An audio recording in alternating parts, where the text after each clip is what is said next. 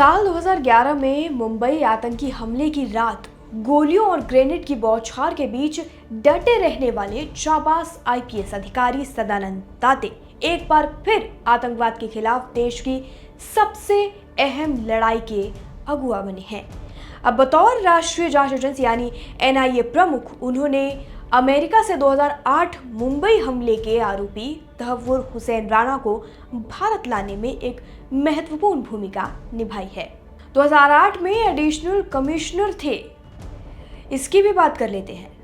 1990 batch के Maharashtra cadre के IPS दाते 2008 में हमले के वक्त मुंबई पुलिस में एडिशनल कमिश्नर सेंट्रल रीजन में शामिल थे।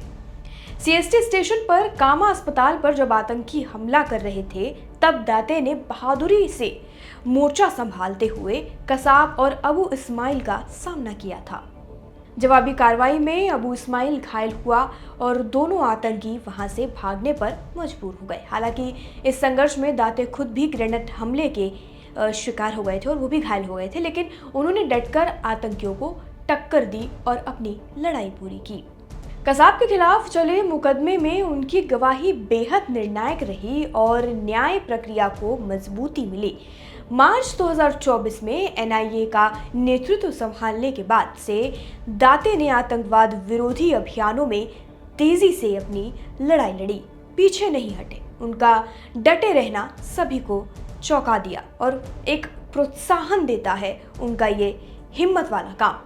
अब उनके नेतृत्व में ही एनआईए ने अमेरिका से तहव्वुर राणा के प्रत्यर्पण करवाकर एक बड़ी सफलता फिर से हासिल की है। राणा पर 26/11 हमलों की साजिश में शामिल होने का आरोप है और वे डेविड कोलमैन हेडली का नज़दीकी सहयोगी बताया जाता है।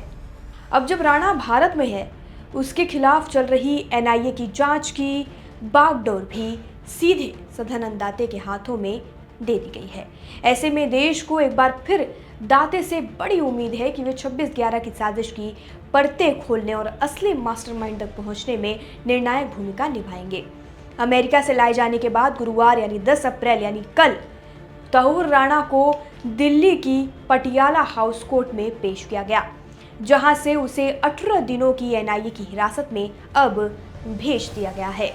एक बार फिर से उनकी जाबाजी को देश देखना चाहता है और उम्मीद लगाए बैठा है कि दाते एक बार फिर से ऐसा कोई फैसला लेंगे, ऐसा कोई काम करेंगे जिससे देश का सर ऊंचा हो जाएगा और राणा को सख्त सख्त सजा दी जाएगी।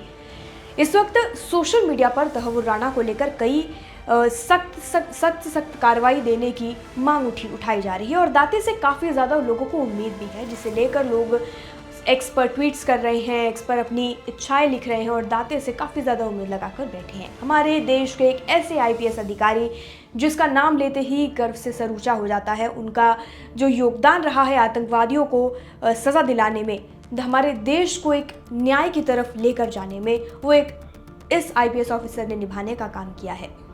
फिलहाल इस खबर में इतना ही। बाकी जानकारी के लिए और अपडेट के लिए, देश दुनिया से जुड़ी सभी खबरों के लिए जुड़े रहिए और देखते रहिए लोकमत हिंदी।